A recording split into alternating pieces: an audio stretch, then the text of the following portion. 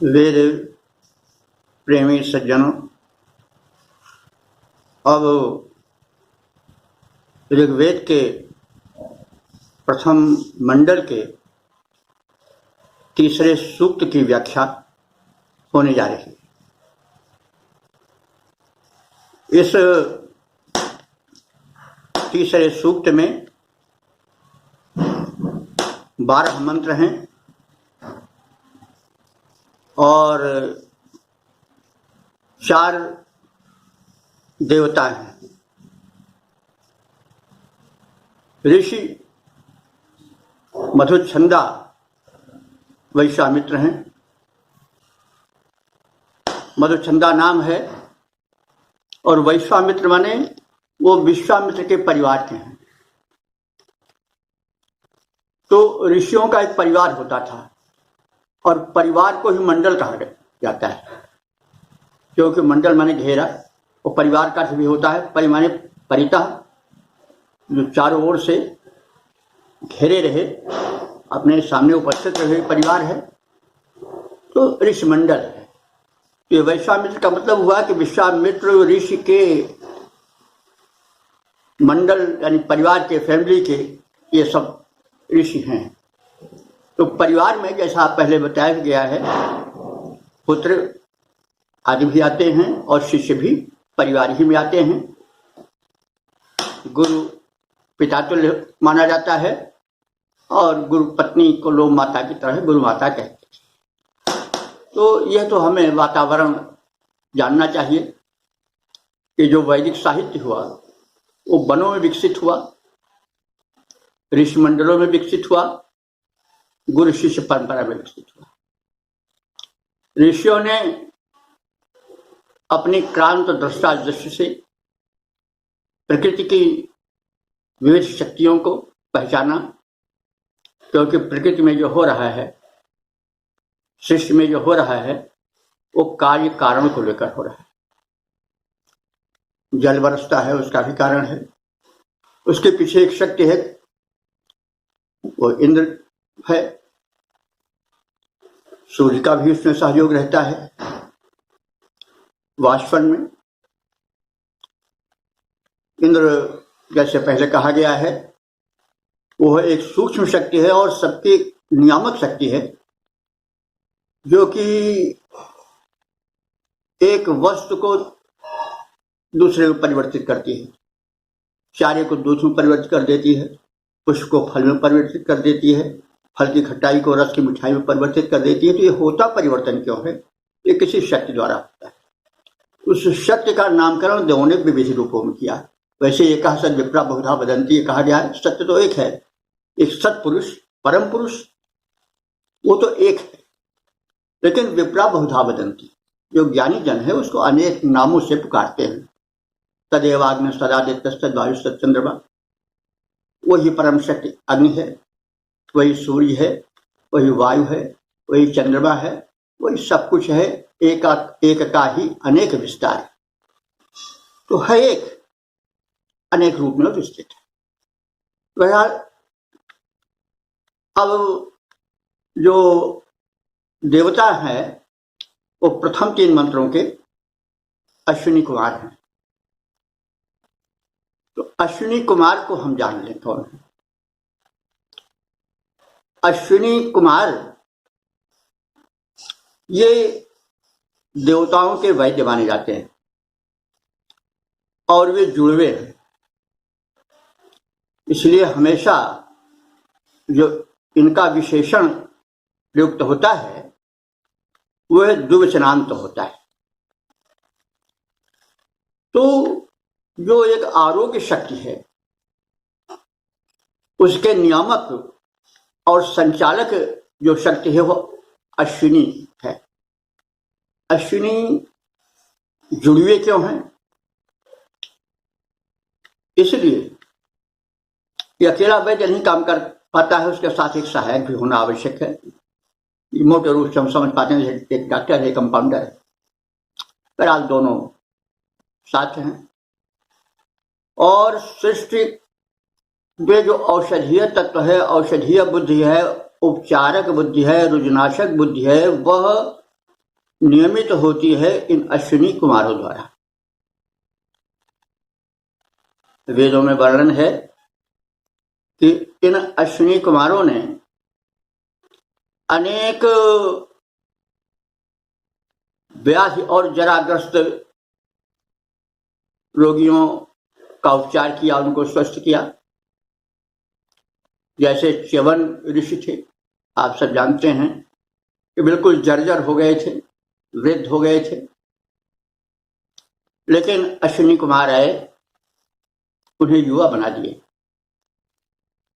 और च्यवनप्राश कहा जाता है कि उन्हीं का योग है, उन्होंने ही उसका नुस्खा तैयार करके प्रस्तुत किया। वे बड़े अच्छे शल्य चिकित्सक भी हैं। ऋग्वेद में आता है कि विश्वला नाम की एक नारी थी, वो योद्धा भी थी, रण क्षेत्र में गई थी, उसकी टांग क्षत विक्षत हो गई। अश्विनी कुमार आए और उन्होंने ट्रांसप्लांटेशन यानी एक उस जांग को बदल करके दूसरी जांग लगा दी, लौह की, और ऐसा उपचार किया कि दूसरे दिन फिर रण क्षेत्र में गई। वृद्ध पशुओं को उन्होंने युवा बनाया। तो इस प्रकार से अश्विनी कुमार वो शक्ति है जो सृष्टि में आयुवर्धन करती है, रुजहारी गुण लाती है। तो ऐसे अश्विनी कुमारों की स्तुति अब जो हम मंत्र कहेंगे उसमें की जा रही है। तो अश्विनी कुमार दो हैं, और स्तुति जो है वो क्या है, गुण धर्म का कथन स्तुति है। दिव्य शक्तियों को जिन्हें देव कहते हैं, उनके गुण क्या हैं, उनकी शक्ति क्या है, उनका धर्म माने उनका कार्य क्षेत्र क्या है, यह बताते हैं, गुण कथन करते हैं ऋषि। फिर इसके पश्चात उन्हें बुलाते हैं और बुला करके सत्कार के रूप में हव्यान प्रस्तुत करते हैं, भोग प्रस्तुत करते हैं, और यह शिक्षा भी देते हैं कि आप किसी व्यक्ति को बुलाओ तो उसका सत्कार करो, मधुर वचन बोलो, उसकी स्तुति करो, फिर मधुर वचन बोलो, सत्कार करो, और फिर साथ साथ कुछ भोग के लिए समर्पित करो। ये शिष्टाचार भी सिखाया जा रहा है। तो जो ऋषि है, मधुछंदा है, वे गायत्री छंद में उनकी स्तुति यानी उनके गुणधर्म का कथन प्रथम करते हैं और फिर निवेदन करते हैं कि वे प्रस्तुत हव्यान्न का सेवन करें। तो छंद गायत्री है तो कहा ही जा चुका है, इसमें 24 अक्षर होते हैं। छोटा छंद है, छोटे छंद में सामासिकता अधिक होती है, इसलिए उसकी व्याख्या करनी पड़ती है, विशिष्ट व्याख्या। तो वेद प्रेमियों अब मंत्र प्रस्तुत कर रहे हैं। अश्विना यज्वरी ऋषो द्रवत्पाणी शुभस्पति पुरुहुजा जनस्यताम, यह मंत्र है। अब मंत्र में पहले गुण कथन है। अश्विना यह संबोधन है। अश्विना का अर्थ होता दोनों अश्विनी कुमार। थोड़ा लौकिक और वैदिक व्याकरण में अंतर है। अश्विना अश्विनी का द्विवचन है। अश्विनी कुमार का हो या अश्विनी के, उनका दो वचन है। तो द्विवचन में अश्विना कर दिया जाता है, और अगर वही लौकिक संस्कृत में किया जाए तो अश्विनो होगा। जैसे बालक है तो बाल द्विवचन क्या होगा, बालको, बालका, बालको, बालका। लेकिन अगर उसको हम वैदिक संस्कृत में करें तो द्विवचन में बालका करेंगे, बालका नहीं करेंगे। वैसे अश्विना ये द्विवचन है, ये वैदिक व्याकरण है जो कि लौकिक व्याकरण से, लौकिक संस्कृत के व्याकरण से थोड़ा भिन्न है। तो अश्विना का मतलब है द्विवचन है अश्विनी का। तो अश्विना माने हे दोनों अश्विनी कुमारों। ये हमेशा दो रहते हैं, इनके स्तुति हमेशा दो के रूप में की जाती है, युगल है, युग्म है। तो आप कैसे हो? अश्विना यज्ञ रीरिषो, यज्ञ कहते हैं यज्वः रीरिषः, यज्ञ रीरिषो। तो यज्व माने गुणप्रद उत्तम बलकारक अन्न। तो यज्वरीह ईशो, बलप्रद अन्न के ईशा माने ईशा का ईशो हो गया है। तो बलप्रद अन्नों के चाहने वाले आप दोनों कैसे हो? क्या चाहते हो? चाहते हो कि उत्तम और बलप्रद अन्न को प्रस्तुत किया जाए। इस वैद्य हैं तो खान और पान तो किया जाता है। दवा तब तक नहीं लाभप्रद होती जब तक कि आहार नहीं होता है। परहेज जो है, आहार जो है, वो दवा या औषधि या उपचार को बल देता है। और तो इसीलिए जब वैद्य उत्तम अन्न नहीं खाएगा, बलप्रद अन्न नहीं खाएगा, निरर्थक खाएगा, तो फिर वो क्या उपचार करेगा? और शिक्षा के देखो, आचरण स्वयं एक उपचार है। तो इसलिए कहा गया कि आप दोनों यज्वरी ईशा यानी बलप्रद उत्तम अन्नों को ईशा माने चाहने वाले हो। इस शब्द समझ पड़ता है कि इसी से विष बना होगा अंग्रेजी का, क्योंकि तो आप सबको मालूम है, पहले कहा भी गया है कि भारतीय भाषाओं की जो भारत में आर्य बोलते हैं, जो ईरानी आर्य बोलते हैं, जो यूरोप में फैल गए हैं, जिनको आज ईसाई कहते हैं, वो भी आर्य ही हैं, सिद्ध हो चुका है ये। इन सब की भाषा एक थी, इस पर कहने की आवश्यकता नहीं, हम प्रकाश पहले डाल भी चुके हैं और बड़ा विदित तथ्य है। तो जो प्राचीन संस्कृत है यानी वैदिक संस्कृत है, जब भाषा बनी तो उस समय आर्यों की लाख 2 लाख 4 लाखों में बस थोड़ी ही में सीमित थी। जब वो परिवार बढ़ते गए तो भाषाओं में थोड़ा परिवर्तन हो गया। तो ईशा माने होता है इच्छा करने वाला है या इच्छा करना, विश इश। तो यज्वरी ईशा, यज्वरी ईशा, आप दोनों क्या चाहते हो? क्या चाहने वाले हो? यज्वरी उत्तम बलप्रद अन्नों के इच्छुक हो। और कैसे हो? द्रवत पाणी, द्रवत पाणी, तुम दोनों के पाणी माने हाथ, द्रवत माने बड़ी कुशलता से और तीव्रता से चलने वाले हैं।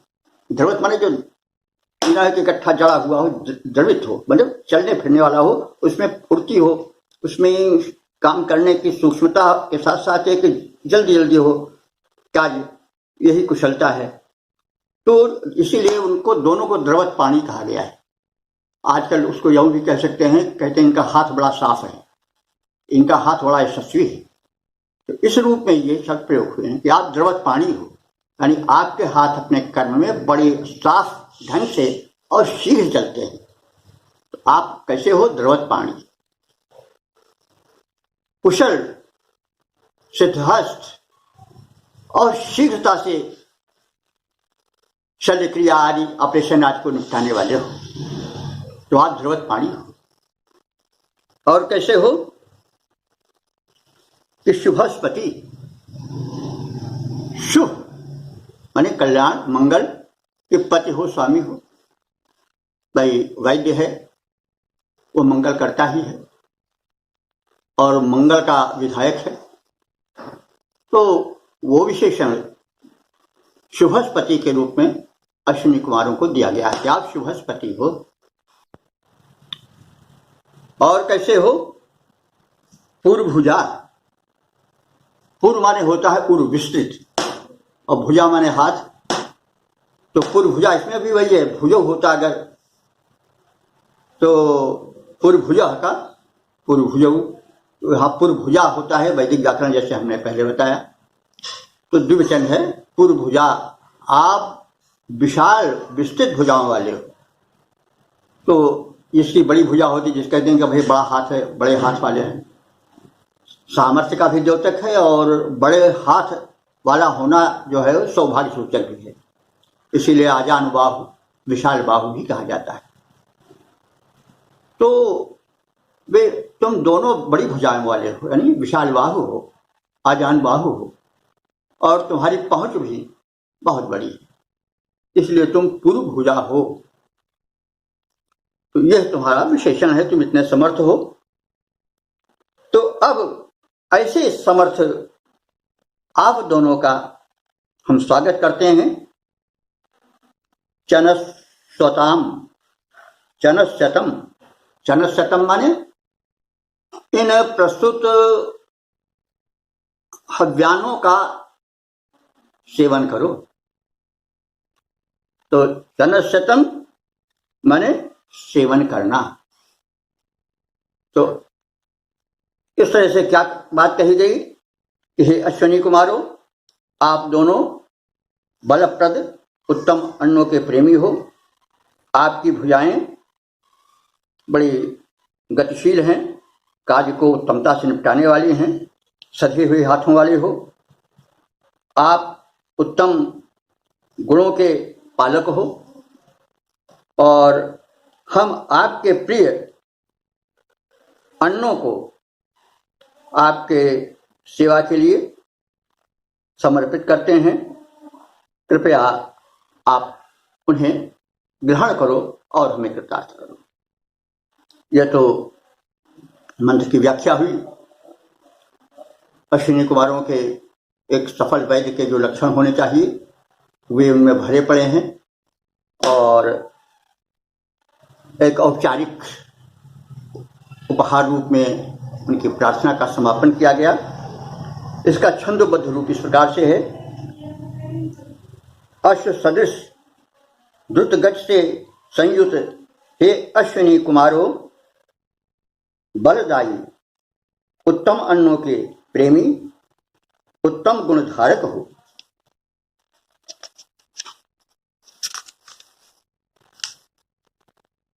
निज द्रुत गतिशील करों द्वारा तुम हम सब के उपकारक हो। अर्पित उपभोग्य वस्तुएं हैं, कृपया अब इनको स्वीकारो। अश्व सदृश द्रुत गति से संयुत हे अश्विनी कुमारों।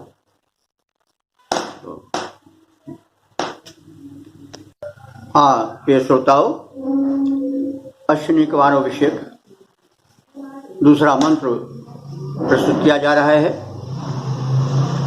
अश्विना पुरुदंससा नरा शवीरया धिया धिष्ण्या वनतम गिरह। अश्विना, हे दोनों अश्विनी कुमारों, पुरुदंससा, तुम जो दोनों हो वो कैसे हो? पुरु माने विस्तृत और दंससा माने कर्म कुशलता। तो तुम पुरुदंससा माने व्यापक कर्म कुशलता से युक्त हो। वैद्य हैं, उन पर जीवन होता है। अगर वैद्य कर्म कुशल न हुआ तो समाज की हानि होगी। इसलिए ऋषि एक और प्रार्थना कर रहा है, उनके गुण का वर्णन कर रहा है, दूसरी ओर अप्रत्यक्ष रूप से भी शिक्षा दे रहा है कि वैद्य को काफी कुशल होना चाहिए, अपने कर्म में उसको व्यापक दक्षता प्राप्त हो। तो आप दोनों कैसे हो? पूर्व दंश साथ व्यापक कर्म कुशलता आप में है। और कैसे हो? नरा, वही द्विवचन है, नरा माने श्रेष्ठ मनुष्य हो। तो दूसरी ओर संकेत क्या है कि वैद्य को या डॉक्टर को एक अच्छा इंसान होना चाहिए, ये शिक्षा दे रहा है। वो हैं तो आप भी ये, क्योंकि डॉक्टरों के विषय में बड़ी कभी कभी चिंताजनक खबर आती है कि डॉक्टर स्वास्थ्य के लिए ज़रूरत से ज़्यादा पैसा कर देते हैं, परेशान भी कर देते हैं रोगी को। रोगी के प्रति वे कृपालु नहीं देखते। पैसा पहले रहता, ये नहीं होना चाहिए। कभी कभी तो ऐसा भी सुन पड़ता है कि किडनी वगैरह निकाल देते हैं बेहोश करके। बहरहाल तो यह यूँ कहा जा रहा है कि मंत्र अप्रत्यक्ष रूप से यह भी शिक्षा दे रहा है कि उसको नरा माने कि इंसान होना चाहिए। केवल पैसा कमाने की मशीन नहीं होनी चाहिए डॉक्टर को, थोक पैसा से जरूरी है। तो ये शिक्षा भी है। उसे नरा, वो द्विवचन है, उसे एक सच्चा इंसान भी होना चाहिए। तो कहा गया है नरा अश्विनी कुमारों के लिए कि तुम सच्चे इंसान हो, तुम बड़े उच्च गुण वाले मनुष्य हो, नर हो। यहाँ पर मानवीकरण है, तो हैं देवता, लेकिन मानवीकरण के आधार पर उनको उत्तम नर, वैसे नर नारायण कहा भी गया है एक जगह दो जगह। तो कहने का मतलब नर का मतलब हुआ कि जो उत्तम मनुष्य हो। तो तुम दोनों जो हो उत्तम गुणों वाले हो, और मनुष्य ही देवता भी हो जाता है। ये भी है, मनुष्य में जब गुण विकसित हो जाते हैं तो ये देवता आ जाता है, जब गिर जाता है तो ये राक्षस हो जाता है। तो वैद्य को भी, डॉक्टर को भी अश्विनी कुमारों की तरह उत्तम मनुष्य होना चाहिए। तो नरा हे अश्विनी कुमारों, तुम दोनों उत्तम कोट के देवता हो, मनुष्य हो। और शवीरया धिया, शवीरया माने कर्म कुशल बुद्धि से, उत्तम ज्ञान से अपने विषय के तुम युक्त हो। धिया माने बुद्धि वाले, धिया द्विवचन धिया, उत्तम बुद्धि वाले हो, गुणयुक्त बुद्धि वाले हो। शिवीरया धिया का यह अर्थ हुआ। और धिष्णया, तुम लोग, धिष्ण माने मर्दन करने वाले, रोगों का मर्दन करने वाले हो, धिष्ठया। और इन गुणों से युक्त आप अवनतम गिरह, आप जो हैं उनकी अवनतम के हमारे विनम्र वाणी में आपकी स्तुति करते हैं। यानी ऋषि का यह कर्तव्य है कि उसकी स्तुति करे, प्रार्थना करे, उससे सद्व्यवहार करे। तो वो ऋषि कहे, अंत में कह रहा है कि आप इन गुणों से युक्त हो, मैं आपके आगे विनम्र हूं और आपकी स्तुति कर रहा हूं। इसका छंदोबद्ध रूप इस प्रकार से देखा जा सकता है।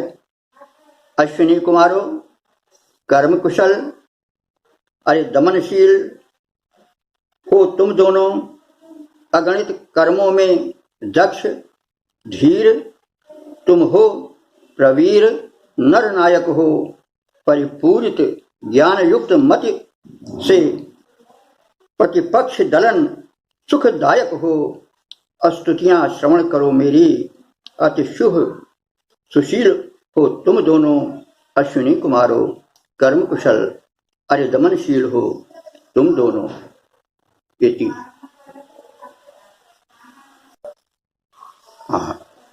वेद प्रेमियों, अब अश्विनी कुमारों से संबंधित तीसरा मंत्र प्रस्तुत है। मंत्र इस प्रकार से है। दसरा युवा कवहो सुता ना सत्या वृक्त वर्षि आयातम रुद्र ओवर्तनी। तो यह कहा जा रहा है कि आप ऐसे हो, ऐसे हो, ऐसे हो। तो आप दोनों कैसे हो? दसरा, दस्रा माने रोग विनाशक हो। आप वैद्य हो, आप यावत रोगे हैं, जितनी भी रोग हैं सबके दस्रा माने विनाशक हो। तो दस्रा हो यानी रुज विनाशक हो, रोग विनाशक हो आप। और कैसे हो? युवा कवह, युवा माने युवक बना देने वाले हो। वैद्य को ऐसा होना चाहिए कि उसकी औषधि जो है वो बुरा प्रभाव न डाले, रिएक्शन न करे, बल्कि वो युवा बना दे। रोग तो दूर करे और रोग दूर करके युवा बना दे, जैसा अश्विनी कुमारों ने किया था। वार्धक्य दूर कर दिया था च्यवन ऋषि का और उनको युवा बना दिया था। तो वही स्मरण उनको दिला रहा है। स्तुति में प्रशंसा भी की जाती है और उसके गुणों का वर्णन किया जाता है ताकि वो अपने कर्म में लीन हो। देखिए बंधु, अस्तुत का मतलब चापलूसी नहीं होता। अस्तुत का मतलब हुआ किसी के गुण को जब हम कहते हैं, उसके कार्य का मूल्यांकन करते हैं, तो जब उस मूल्यांकन के दौरान उसके गुणों को कथन करते हैं तो उसमें उत्साह पैदा होता है। तो चापलूसी वो है जो कि गुण ना हो और फिर भी बेवकूफ बनाया जाए, लेकिन जिसमें गुण हो उसके गुण का कथन आवश्यक है, क्योंकि उस गुण कथन से उसमें एक आत्मबल आता है।